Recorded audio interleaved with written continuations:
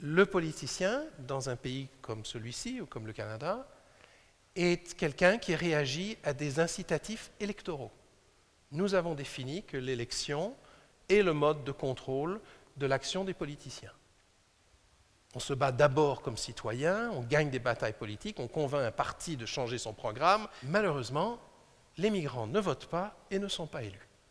Les migrants ne font pas partie de l'électorat, les migrants ne sont pas courtisés par les électeurs, par les politiciens, et les migrants ne peuvent pas voter contre des politiciens, même pas voter pour, mais surtout pas voter contre.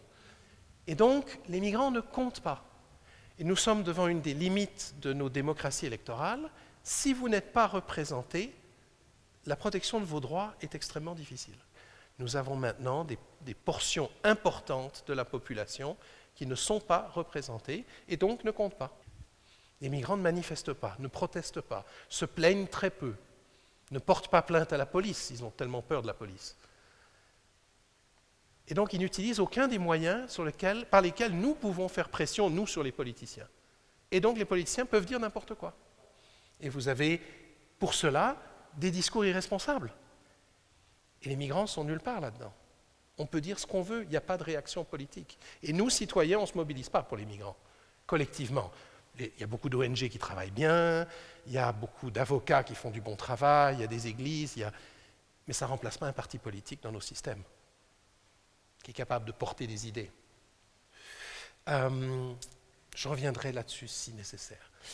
Un des outils qu'il est possible d'utiliser pour protéger les droits des migrants, c'est le décideur indépendant, le juge, par exemple.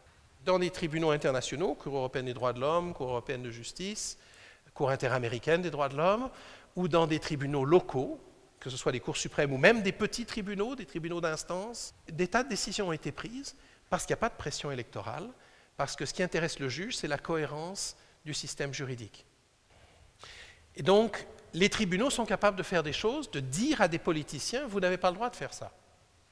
Et ça, c'est quelque chose d'important, c'est quelque chose avec lequel il faut travailler, mais c'est quelque chose qu'il est difficile de faire parce que les migrants ne portent pas plainte. Il y a un retour populiste, nationaliste, contre les institutions indépendantes qui peuvent prendre des décisions libres de préoccupations électorales. Ce que vous observez pour la Suisse, moi je l'ai vu au Canada, et on le voit ailleurs. C'est un discours, c'est la résurgence d'un discours populiste qui ne croit plus aux institutions qui ont été vraiment la marque de la génération qui a suivi la guerre. Après la guerre, on s'est dit, face au fascisme, si on avait eu des institutions solides, on aurait pu résister, mais on n'a pas pu résister.